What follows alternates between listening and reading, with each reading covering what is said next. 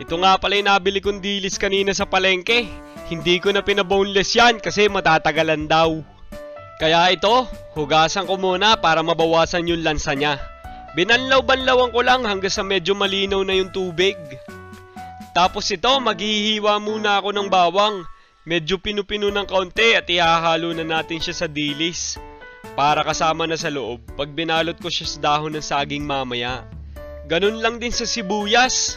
Hiniwa ko lang din siya ng maliliit. Pwede nyo rin nga pala itong lagyan na ng sampalok na kasama sa balot. Pero ako, okay na ako sa sabaw ko na lang ilalagay mamaya. Bale, tinimplahan ko lang siya ng asin. Medyo maalat ang timpla ko dito para mas masarap yung patis o yung sabaw niya. Nilagyan ko din ng kaunting betchin para naman mas malinamnam. So ayun, mix mix mix, sabi ni Marvin. Ito naman yung gagamitin natin na pangbalot. Pinilas ko na siya ng ganyan para dire-diretso na ang balutan. Ganito nga pala yung gusto kong style sa kanya, pa-triangle. Tinupi ko lang sa ilalim para maging cone siya at saka ako naman siya nilagyan ng dilis. Huwag nyo na lang masyadong bubusugin at mahirap bilutin. Dahan-dahan ko lang siyang tiniklop para maganda yung pagkakabilot.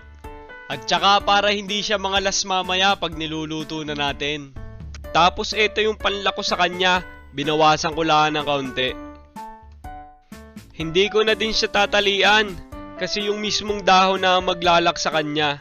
Parang kakanin lang ang itsura diga? Siyempre, sa palayo ko siya lulutuin para mas masarap.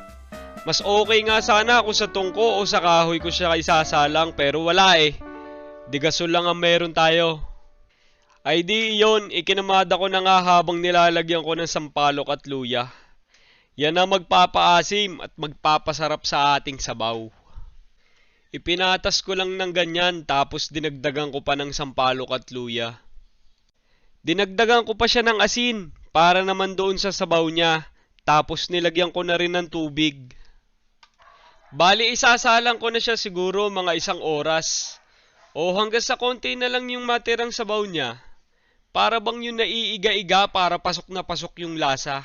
Nilagyan ko na rin siya nga pala ng sibuyas at bawang sa ibabaw.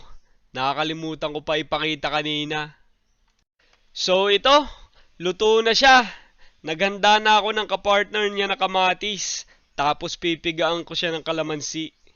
Ay di i-unboxing ko na ng matimusa na at ako'y gutom na. Naku nga, ikaw ga pamangkin, nangangain ka din ng ganire. Ay inang, kakain na!